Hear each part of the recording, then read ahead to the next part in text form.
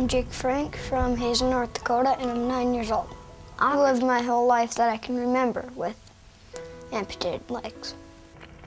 Hazen's pretty small, it's not very big. For fun, I usually ride my bike or ride my go-kart, run around outside. You can actually bike with my bike like other people, except you have to use your hands. Me and my dad run more than bike, but biking is probably my favorite. I wouldn't like it if I couldn't do sports and I just was kind of stuck in a chair or something like that. I wouldn't like that.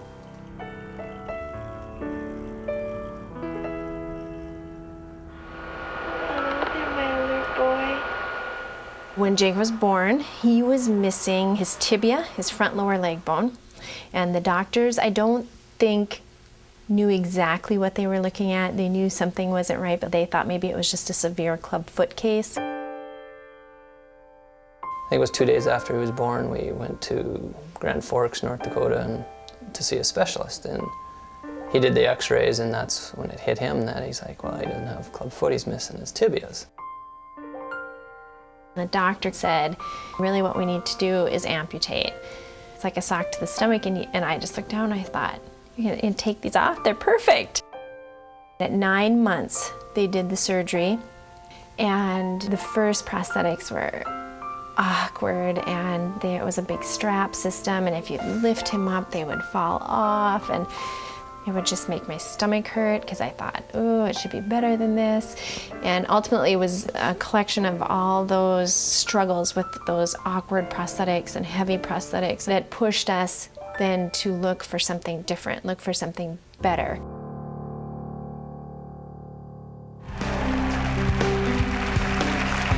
Please welcome Rudy Garcia-Tolson.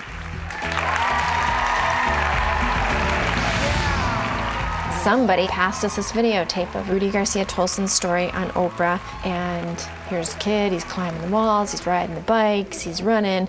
And so with that tape, then I decided to just start visiting prosthetists. Peter Davidson came to do a little satellite clinic here in Hazen, and I brought the videotape in, I brought Jake in, I said, I want you to watch this. And I said, you know, I want this for Jake, this is what I want for him. Oh, he said, it's no problem. He said, I know Rudy. He said, I know him. And he said, and his prosthetist is my brother. The hospital in Bismarck flew Rudy in so that Jake was able to meet him, and he did some speaking at the hospital and at the schools, and that was a huge gift because in rural North Dakota, you don't walk down the street and see very often anybody with a prosthetic, anything. Rudy not only has taught Jake, but he's taught us.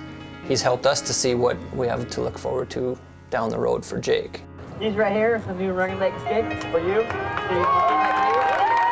The Challenged Athletes Foundation, beyond the financial and the equipment and that sort of thing, they really provided him with a family and a community that is like him. They knocked those barriers down and opened those doors wide.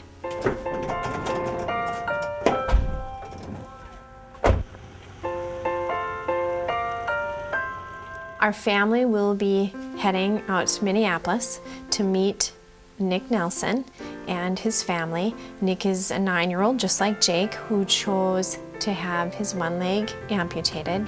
And the idea behind the visit is really connecting our family to theirs, and of course then Jake and Nick, to give Nick the opportunity to see the possibilities that lie ahead. Hi, my name is Jake. I'm 9 years old. I was born missing the tibia bone. It's the bone in the front of your leg.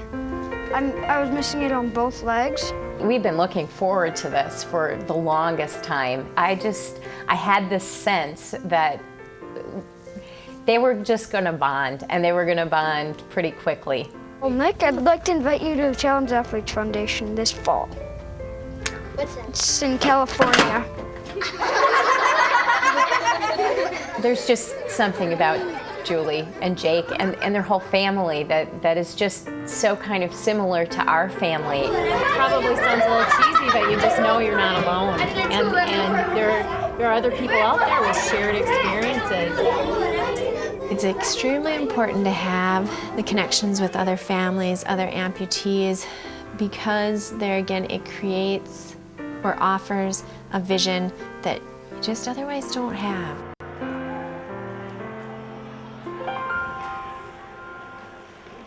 I remember when he first went to school, I thought, oh, good grief, lunch trays, and if he hits a slippery spot on the floor, or how's he gonna sit in the chairs when his legs don't bend? I mean, he just says, I'll do it my way, Mom.